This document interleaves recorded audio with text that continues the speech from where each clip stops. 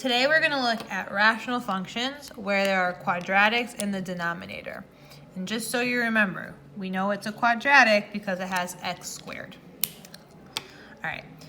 In your homework you worked on factoring. The reason for this is because when we have a quadratic in the denominator, we're going to want to factor it to make it easier to find out all of the information that we need. So x squared minus 4.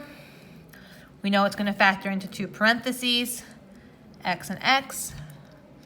This is a difference of squares, so 1 plus, 1 minus. The square root of 4 is 2 and negative 2. If you're having a hard time with the factoring, don't worry. One of the stations today will be working with factoring, specifically with me. All right, so you see I have the table all filled in here, so if you haven't filled in the table on your page right now, pause the video and fill in the table.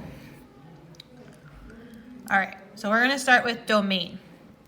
You guys know that our domain is always the all real numbers, but we're looking at this idea of a restriction. The restriction means that we can't have an x value of that number. We know that in this case, our restrictions are negative 2 and 2 because that is where the graph is undefined. Okay? Now, we can also find this algebraically.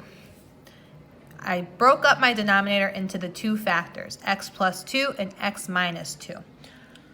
We can now solve for the denominator for 0 to find our restrictions as well. So if I do x plus 2 equal to 0, that means x has to be negative 2. That's one of the restrictions. And if we do x minus 2 equal to 0, x will be equal to 2, and that's the other restriction. So you can do it from the table, but if you don't have the table, you can also do it algebraically. So the domain is all real numbers, and our restrictions are x cannot be negative 2 or positive 2. All right, our x-intercept, if you remember, is y equals 0. But none of our y values are equal to 0 here. So we're all going to say that we have no x-intercept. Our y-intercept is when x equals to 0.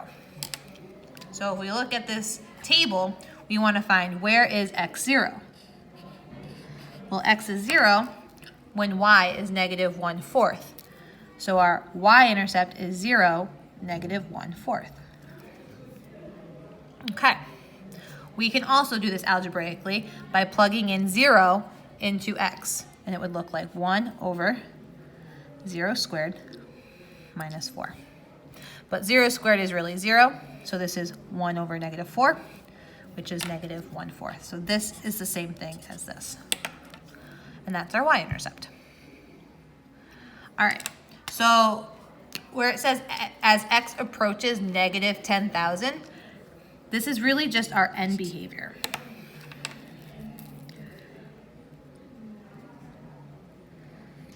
So as our x value gets really big in the negative direction, what is happening to our y value?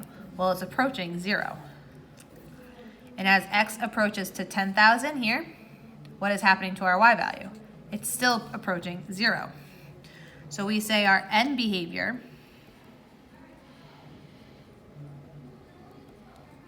as x approaches positive and negative infinity, y approaches 0. Y approaches 0.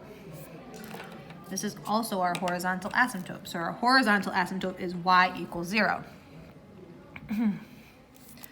Your vertical asymptote is the same thing as your restrictions. Our restrictions are negative 2 and 2, so our vertical asymptote is x equals 2.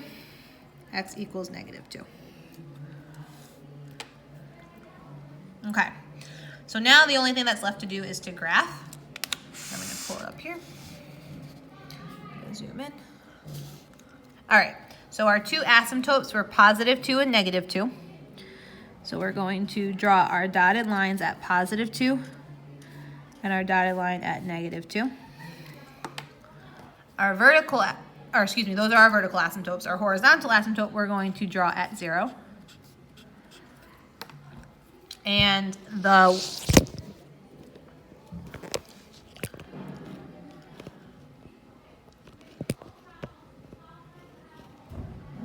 y-intercept is at -1/4, which is just below the origin. And if you were to graph this on Desmos, it would look like this. So a parabola in the middle, upside down, and two curves on the side. And our definitions for asymptotes still hold because all of these lines are bounding the curves. Nothing's intersecting. They are just approaching those values.